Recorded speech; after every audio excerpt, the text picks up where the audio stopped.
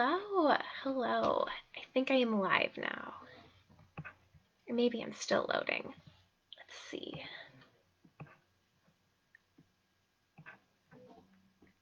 Okay, now I'm live. Hello, hello. My name is Jennifer. I'm just gonna wait here for a minute, see if more people show up. Just wait for people to join. But I am here at the East Lansing Public Library Facebook page with the Community Writing Center to talk about cover letter and resume advice. I am very happy to be here. I've been working with the Writing Center at MSU and the Community Writing Center to create a Community Writing Center at the East Lansing Public Library for a few months now. And we're just having once a week, we're going to take over the Facebook page and talk about different writing topics. So I'm here to talk about resumes and cover letters. Wow, there are two people here already. That is very exciting. Hello, hello. Again, I'll just wait for a few moments, let a few more people trickle in here, but it is, again, lovely to be here, and I do dearly miss the East Lansing Public Library space, but it's nice to be here virtually. All right, I think I'm gonna just get going now. Don't love sitting still, if you can tell, but I'll say it again. My name is Jennifer. I'm a writing consultant at the MSU Writing Center. Nick was here last week to talk about what this Community Writing Center is and how we are adapting and here to help the East Lansing community even as we go through this very scary, stressful time of pandemic. So I'll just do a little recap on the CWC in case you missed us last week. But the Community Writing Center at East Lansing Public Library is a space where members of the community can receive help on all kinds of writing from community writing consultants. So we're here to help all writers with all types of writing. So this means that if you have anything you need to write, a cover letter, for instance, that you feel uncertain about or have questions, you can come to the Community Writing Center and get a trained professional to help look at your work, answer your questions, talk you through feedback. There's a few ways to access this resource. One option is to drop into our Zoom office hours every Thursday from 5 to 7 p.m. This is happening tomorrow, and this will be happening every week for the rest of the summer. You can do this by going to a link here that I'll drop into the comments section. You can RSVP, get a Zoom link, and when you show up, you can get one-on-one help. Another option to work with Community Writing Center is to use our email option. You can fill out a Google form to submit whatever you're working on, and in 24 to 48 hours, you can get feedback response either through audio or typed comments or just a long form email going over everything. So lots of ways to get help, and if neither of those work for you or you just have a quick question, you can email us at elcommunitywritingcenter@gmail.com is another great way to access us. All right, I know that was a lot of addresses and information. So if anyone has any questions, please feel free to ask me in the comment section, but I will just jump right into resumes and cover letters now. So to start off, resumes, in case you are unclear, is a one-page document that you submit to job applications where you list all of your relevant education, work and volunteer experiences, skills, and any certifications you may have. So across fields, there's a ton of different formats for resumes. And frankly, I don't have the knowledge on the specifics of that, so I'm just going to give pretty broad-based general advice. But if you want more specific tailored advice, you can make an appointment at the Writing Center. So you're going to want your resume to be one page long, and you're going to want to keep it minimalist. This was a mistake I made fairly early on and did not get any of the jobs I applied for with my purple and blue template resume. So quickly learned, you're going to want to be as simple as possible and let your experience speak for itself. So that means just white page, 10 to 12 point font, in a very readable font. So that could be Times New Roman, Calibri, Cambria, Helvetica, just anything that is readable, really. So just stay simple, stay safe. And in that vein, a lot of online templates that you can use, even in like Microsoft Word, Google Docs, Canva, have space for an objective or a summary where you put in like, this is what I want to do. These are my goals. I'm here to tell you, do not do that. Objectives really just take up space and distract from your experience. You're going to want to save that longer form type of comment for when you write your cover letter. That's really the place for that.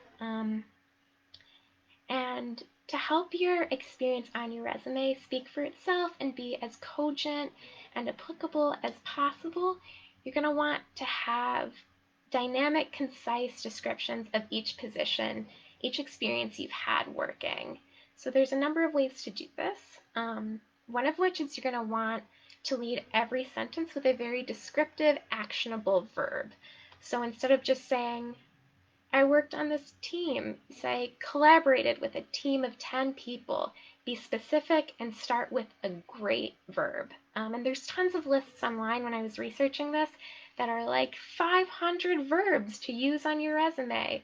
So definitely research that. Or again, come to the Community Writing Center. We know verbs here. We can help. Another way to make your experiences look as good as possible on your resume is try to match word phrases in your descriptions to word phrases from the job description you are applying for. This is especially important right now because so many things are completely online and a lot of job portals just filter through things using a computer program. So they just look for word clumps, they use an algorithm, and a lot of times if you don't have the right word structures or quite the right formatting, you're not going to make it through that first online portal to an actual hiring manager, which would be a shame because chances are you're super qualified for that job. Don't let formatting and wording hold you back. So sort of to remedy that, do a lot of research and like let's say the job description says comfortable and fast-paced retail environment. Use that same exact wording in your resume and in your cover letter. Lastly, in terms of resume, it's also a super important rule of thumb that your resume is not static. This is a living document that you can and should change, not only as you get more experiences, but for each job you apply for. You can tailor this and make your experiences look applicable for every single job. I did this in my own applications. In some applications, I emphasized activism when I was applying to more like liberal, political, environmental groups, whereas when I was applying to more like straight-laced sort of customer service jobs, I really focused on my retail experience. So do that in your own resume. Super helpful. So if anyone has any questions before I move on to cover letters, please ask them now. Happy to answer. In terms of cover letters, these are more a long form explanation. Wow, thank you, Fatima. Appreciate you. Cover letters are a more long form explanation of why you are qualified for a job. They pair with your resumes to show and explain why you are a great candidate. Typically, and this does vary from field to field, but you're going to want your cover letter to be about one page, about 300 to 400 words. So that essentially breaks down to 4 paragraphs. You're going to want your intro paragraph. It's going to be your hook where you just very concisely introduce yourself and why you're an interested and qualified candidate using just an anecdote, a fact, introduce a little narrative. Lots of ways to make that interesting and fun. Your second paragraph, you're going to want to share more in depth why you are qualified for the job. This is where you can build out the experiences you listed in your resume. Your third paragraph, you're going to talk about why the job is a great fit for you, what you're looking forward to in it, why you want it to grow or develop your own career. And your conclusion should wrap up your cover letter by summarizing and emphasizing all the reasons you are a great candidate. And I understand that's a lot of information, but you can find all that and more online. I did a lot of research. There's a gazillion and two examples. But personally, as a writing consultant, and I do read a fair amount of applications, cover letters, the biggest feedback I always end up giving people is to show, don't tell. Effectively, this just means you're going to want to show your readers through narrative descriptions, concrete examples, and just being as specific as possible why you are a great candidate for a job, rather than simply just saying, I am a great candidate. And this can be done in a number of ways, but rule of thumb, be specific. If you have numbers to include numbers. If there's like a narrative you can build out, like before this job I did this, after this job I did this, do that. Basically, you're just going to want to connect your experiences that you list in your resume to the experiences you want to continue having. Basically, you're going to want to answer the question, what have I learned from what I've already done, and how can I apply this to a new job? So it's really all about making connections instead of just listing what you've done.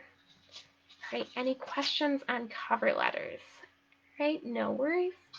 But lastly, just on follow-up, I just have one note on that is once you submit your application, a week or two after you do that, you're going to want to send an email or perhaps a phone call depending on the company and how comfortable you are with that.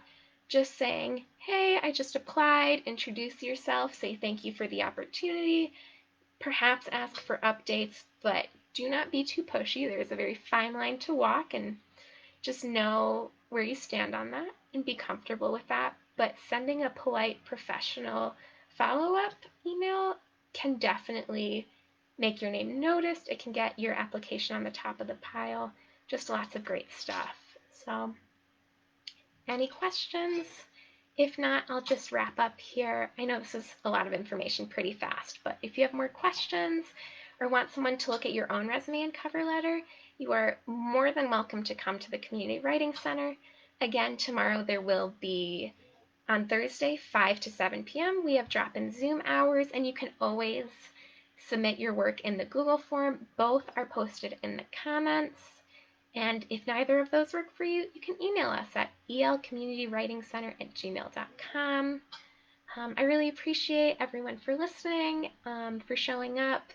We're going to be taking over the Facebook page every week. Next week, we're going to have Fatima talking about writing to your representatives, which is incredibly important right now. It's important to stay civically engaged.